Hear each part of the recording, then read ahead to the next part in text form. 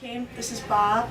Um, Bob was part of the menu, and then he also was our sign holder. He was holding up things, going, "This is crawfish soup," and is Bob real? yeah, Bob is real. Bob is. Yeah, he's cooked. That is crazy. Are you getting this? Bob can come to the photo shoot. Bob is invited. Definitely. Just like Mario Batali, except Mario Batali does like the big on the shoulder. Yeah, he does we the can lobster. do your, like... We'll just put him in the pocket. Yeah, perfect. We'll put him in the pocket, Bob. I like this. Actually, we're doing Mario Batali next week. Really? Yeah, so we do, I have the freshmen and the seniors of the program, so the incoming people I give my energy to. And then the outgoing I give my artistic flair to, like I have none. So how long have you been teaching? Here? This is my first semester.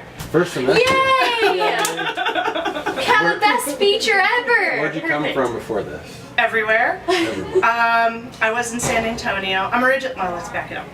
Hometown. That's fine. Go for it. Okay, I was born in Louisiana, and I grew up in Milwaukee, Wisconsin. My dad's a Cajun, and my mom's a German Pole, so I got kind of a background. Yeah. So I grew up in Milwaukee, Wisconsin, and I went to school there. I got my culinary degree at Milwaukee Area Technical College. I went on to the University of Wisconsin, got my bachelor's, and in hotel, restaurant, and tourism management. And then I went to France, and I studied at La Varenne, and I did some very interesting stuff. I did Food Network Canada while I was out there. Wow. Well, so the storyline is that Anne Willen, she's the non-French authority on French food, along with like Julia Child. Her and Julia Child were friends. Oh. Okay, so Julia's American and Anne is British. So Anne writes all these books, and she stayed in France, and so she kind of took care of Europe for the English-speaking folks, and Julia Child came back to the U.S. and brought French culinary here. Okay. So she ran a school in Paris, and then as she got older, she decided she didn't want to run a whole school. So she has a 16th or 17th century chateau where she just takes six trainees a year, and you come and you live in the chateau under the stairs, and you cook with her. So I spent some time in Europe. I went back and lived in France for a year. I studied in Paris under a bunch of great chefs, Joel Robuchon. So he's like the Michael Jordan of the culinary world. He actually was named Chef of the Century. So I worked at one of his restaurants. That's awesome. And then I came back here, and I've been working all over the country. I contract chef. I'm kind of versed in a lot of stuff. Banquets are my specialty. I do kosher. You've been everywhere. So what's your favorite regional taste? Oh, I love French cuisine. I'm not gonna lie. I mean, it's what I love. It's what I specialize in.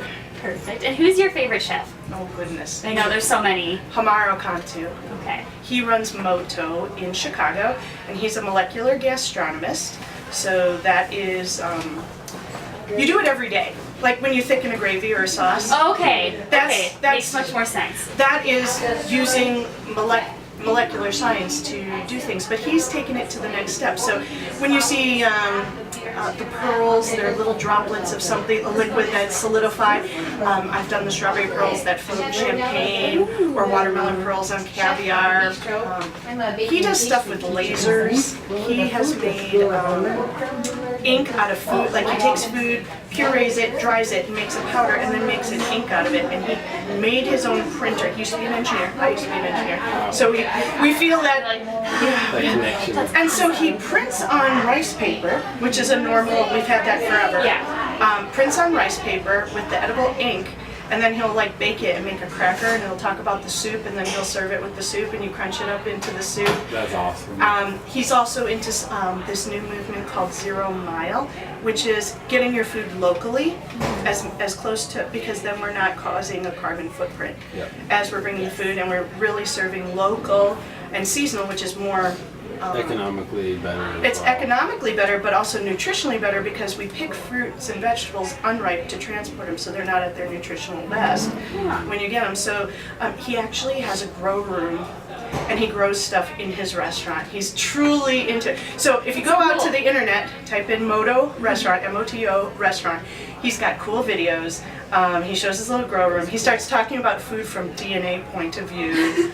Wow, taking it deep. Just geeking out on it. I am geeking out on him, and actually I'm teaching him for my last week in art culinaire. So we are going to do some molecular gastronomy. Maybe not as crazy as his. We don't have any lasers.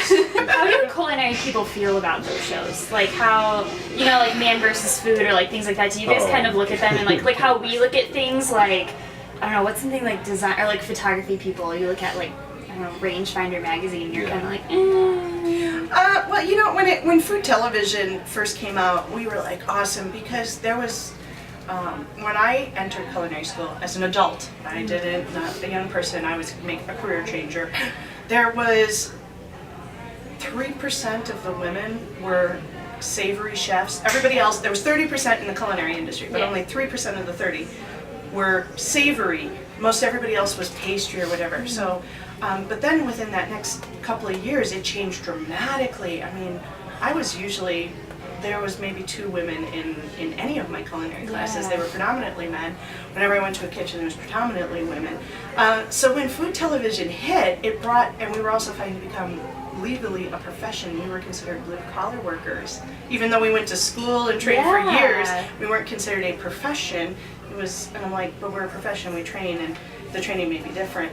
So Food Network and food television really brought that to light as that we are really trained and we have a lot of skills and Korean zones, So you know. when you go home, what do you cook for yourself? Toast.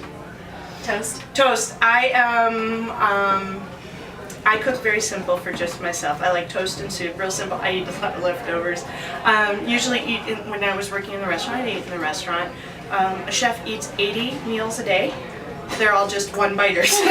When I'm by myself, I keep it simple. But when I have my family or somebody, I love to do, I do a tapas style meal usually because that is the simplest to cover everybody from vegetarian. Sample everything. Yeah. Right, and so I love to do that. And you know, cheeses and charcuterie meats, and I'll cook little sauces. I'll make some hummus, and we'll go buy some breads and cheeses. And that way somebody can, people who aren't necessarily culinarians or foodies can bring a little something like, you know, why don't you, stop at the deli and get some of those fancy olives or something like that. And then everybody can bring a little something, and I've kind of directed, and they put it all on the table, and there wasn't a lot of necessary cooking that went into it, but we have a great time, and then of course we always throw in wine. What's your guilty pleasure food?